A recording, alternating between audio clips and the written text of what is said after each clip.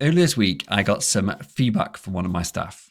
This was a groundbreaking moment in my opinion. The fact that one of my staff members, someone who is generally quite a timid person in character, was able to give me constructive feedback in a way that really made me stop and think, and made me think, yes, I need to actually change my behavior in the future based on this feedback that was given.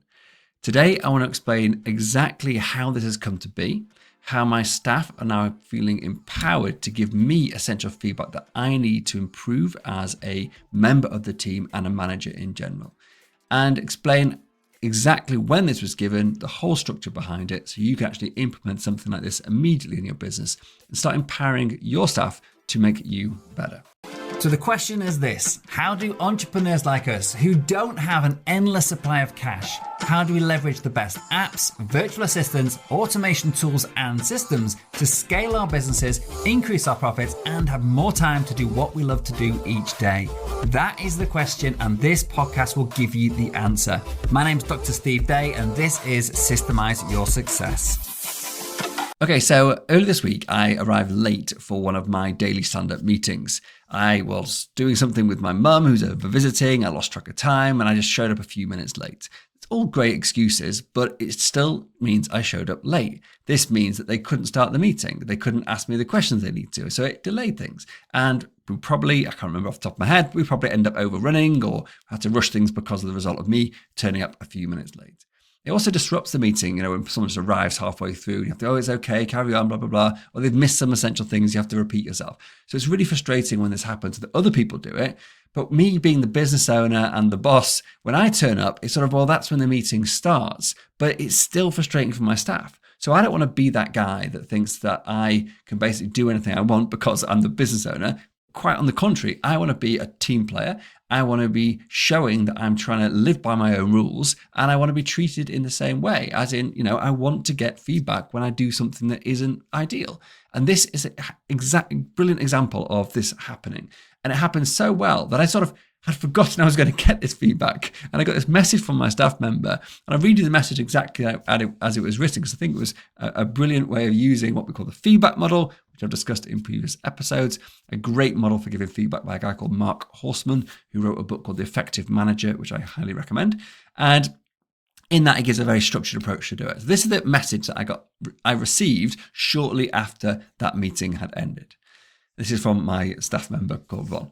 May I offer some feedback, Steve? Arriving late for meetings, today's daily stand-up meeting, disrupts the flow and often requires repeating information. This can delay meetings and give the impression that you aren't considering the impact on your team members, on other team members. Please consider what actions you need to take to ensure that you arrive on time for future meetings. So for me, that's a very objective way of giving an observational feedback with the intention of improving future behavior. It's not saying anything about the reason I was late. It just says when you are late for meetings. It does give the example of this specific meeting, which is not actually required, because the idea, but it's just to give it context, I think, so she can remember, so I can remember which meeting she was talking about. But the feedback is meant to be generic. It's meant to be future focused. And therefore, I'm actually thinking, right, I actually need to do this. I need to change my behavior. So I massively appreciated getting this, but it didn't just happen by chance. It wasn't that Von woke up one day and said, you know what, I'm going to give Steve some feedback when he's next late for a meeting. This is something that we have systemized. Like everything we do, if I want something to happen consistently in the business, regardless of who is in the particular role at that time, it has to be documented. It has to be systemized. Otherwise, Von could do it today, forget to do it next week. She's not getting monitored on it. Next person comes into the same role, or a different person is chairing a different meeting in this example. They don't do it, Von does. It's inconsistent. That is what happens when you don't actually systemize everything that you're doing. So this is something that's come up and been developed over many months, if not years actually, of building a brilliant structure to run our team meetings efficiently. Because back in the day, if I go back, when I started 8 or 9 years ago, like team meetings were chaos. And when I had a business partner involved, they got even worse because we'd end up really discussing things that were totally irrelevant to everybody else. The meetings would drag on for, 90 minutes and 2 hours, whatever. And everyone would just be sat there losing the will to live. And I realized that something had to change. So we spent a lot of time refining the agenda for the meetings, the schedule for the meetings, this scoring of meetings. And now this is the next evolution is this feedback given for meetings. And this isn't just given to me as the business owner. This is given to anybody who is responsible for a point getting knocked off. So, for example, today, this is the reason this has prompted me to record this today. Today, Yvonne said, what do I do today? Because I'm the one that lost the point. And I said, send the feedback to yourself.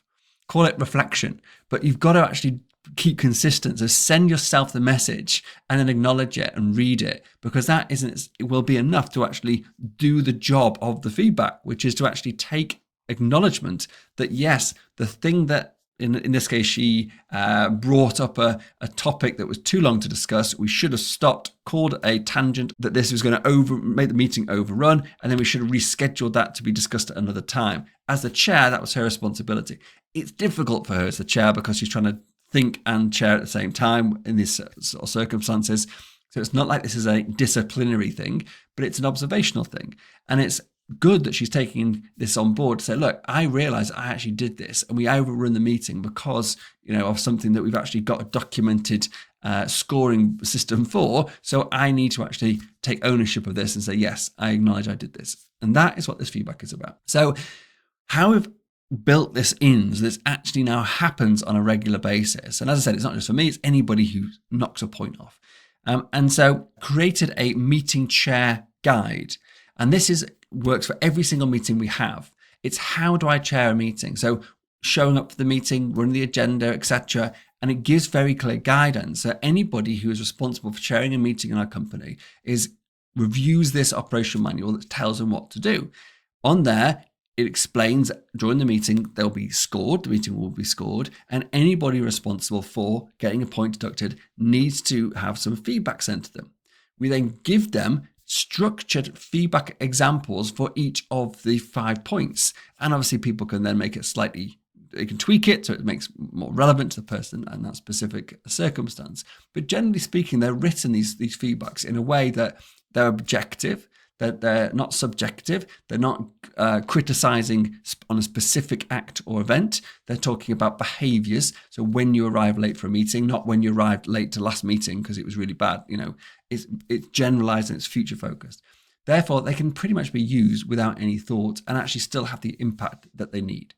And this means that we are slowly improving our meetings. And especially for me, who is known to have a problem with time to time and turn up for things late. This, first of all, the scoring and now this feedback is just transformed how much I think about not being late to stuff now. And it's really helped me to focus, to turn up and to be a proper team player. And so I highly recommend you think about how you, if you're the business owner listening to this, can encourage and empower your staff to give you feedback. And what I've realized in the past, what I've observed in the past, that if I simply say to them, hey, I'd love for you to give me some feedback on, how I'm doing as a manager or on this particular circumstance, it's really challenging for people to do that with their boss, because ultimately, they don't often, there are exceptions to this. And if you find someone who will give you honest feedback in a constructive way that's helpful, then that's gold.